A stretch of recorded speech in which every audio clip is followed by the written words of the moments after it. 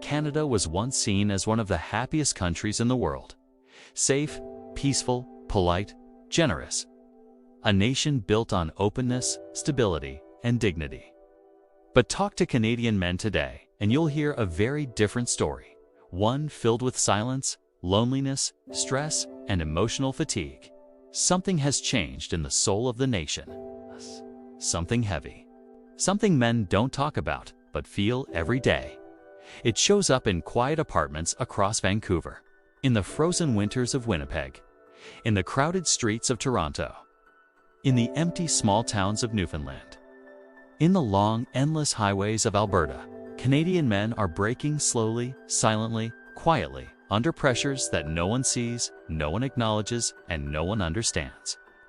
This documentary explores why thousands of Canadian men are quietly walking away, leaving the country they were born in, flying across oceans and rebuilding their lives in Southeast Asia. Not for vacations, not for fantasy, not for escape in the cheap sense. This is something deeper, something darker, something that says more about the emotional collapse of Western life than anyone wants to admit. Philippines, Thailand, Vietnam, Cambodia, Malaysia, Indonesia, Laos. This is where Canadian men are going. This is where they're finding peace. And this is where they're discovering the humanity they lost back home. The truth is simple. Canada is breaking its men. Not through violence, not through chaos, but through a slow, silent suffocation. A suffocation of meaning, a suffocation of connection, a suffocation of hope.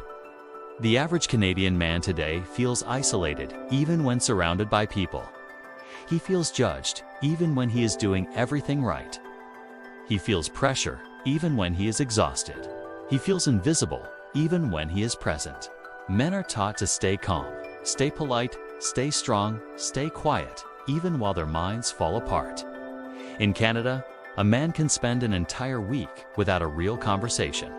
He can wake up in the morning alone, go to work alone, go home alone, eat alone, sleep alone, day after day, year after year.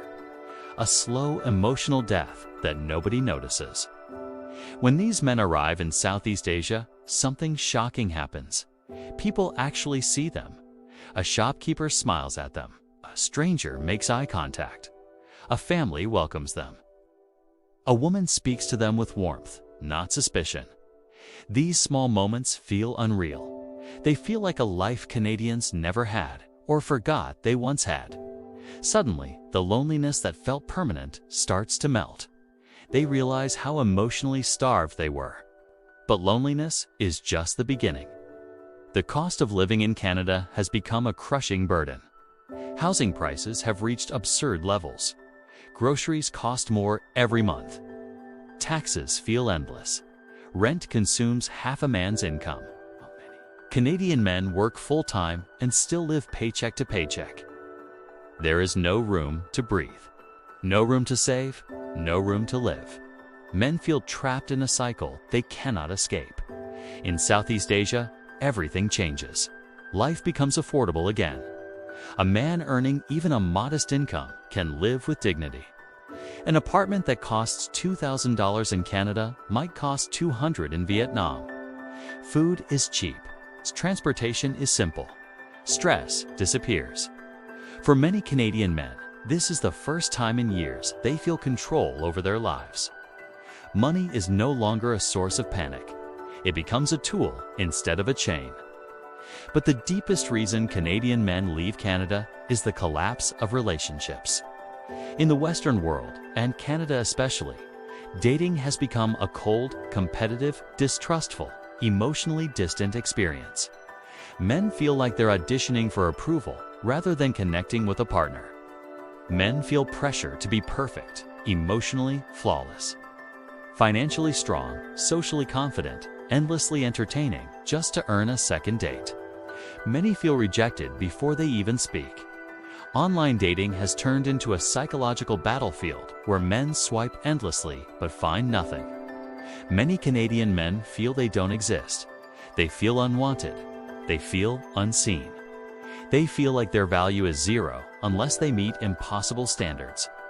This emotional rejection is one of the most painful experiences a man can endure. In Southeast Asia, the contrast is instant and overwhelming. Women are warm, receptive, feminine, family-oriented, and emotionally open. They value kindness, loyalty, humility, and stability, qualities many Canadian men have in abundance but never get credit for. They aren't looking for perfection, so they aren't looking for a superhero. So they're looking for a connection, a partner, a stable relationship. In the Philippines, men feel loved. In Thailand, they feel respected. In Vietnam, they feel valued. In Cambodia, they feel emotionally safe. In Malaysia and Indonesia, they find structure, loyalty, and family unity. None of these experiences are guaranteed, but they are possible. And for many Canadian men, they are life-changing. Canada's emotional climate has become icy. Not the cold of winter, but the cold of the heart. People avoid connection. People avoid vulnerability. People avoid eye contact. Politeness has replaced genuine warmth. Apologies have replaced authenticity. Surface-level niceness hides deep emotional distance. Men feel this more than anyone. They walk through a world of quiet tension, quiet disconnection, quiet despair. In Southeast Asia, the emotional climate is the opposite.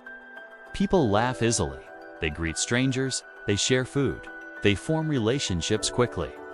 In places like the Philippines and Thailand, men find the emotional warmth Canada refuses to give them. Another reason Canadian men leave is the crushing weight of mental health. Depression rates are soaring. Anxiety is everywhere. Suicide among men is rising at alarming levels. And yet, society tells men to stay quiet, stay tough, stay polite. The very culture that praises politeness is destroying men from the inside. In Southeast Asia, men find something Canada does not offer: relief. A slower pace of life, daily sunshine, human connection, communities that still value men. Cultures that tell men it's okay to feel, okay to need help, okay to rest. For many Canadian men, Southeast Asia feels like the first breath of oxygen after years underwater.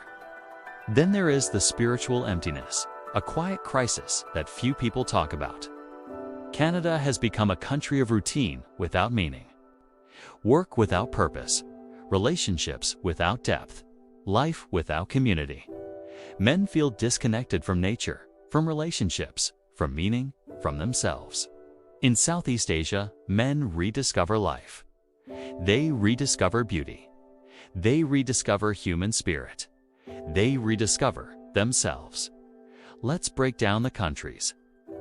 In the Philippines, Canadian men find warmth, humor, loyalty, and deep emotional connection. Filipinas are affectionate, resilient, family-centered, and supportive, offering a kind of love many men never experienced back home. In Thailand, Canadian men find peace, respect, and a sense of emotional refuge. Thai culture values calmness, harmony, and gentle partnership. In Vietnam, they find strong-willed, intelligent, dedicated women with a powerful sense of family and loyalty. In Cambodia, they find innocence, gentleness, softness, and a quiet, emotional healing. In Malaysia, they find stability, structured values, and devotion. In Indonesia, they find deep spirituality, kindness, and a balance of tradition and modernity. Even in Laos, they find simplicity, sincerity, and a life untouched by the chaos of the modern West. Canada pushes its men to the edge silently. Southeast Asia pulls them back gently. This contrast is why thousands are leaving. Canadian men are leaving because they are tired. Tired of dating games. Tired of financial pressure. Tired of emotional coldness. Tired of pretending they're okay. Tired of feeling useless, unwanted, or invisible. They go to Southeast Asia because they want to feel human again. They want to feel alive again. They want connection, not conflict. Peace, not pressure. Warmth, not emptiness. This is not a story about weakness. It's a story about survival. It's a story about men who refuse to drown silently. It's a story about the emotional collapse of a Western country that lost the ability to care for its men.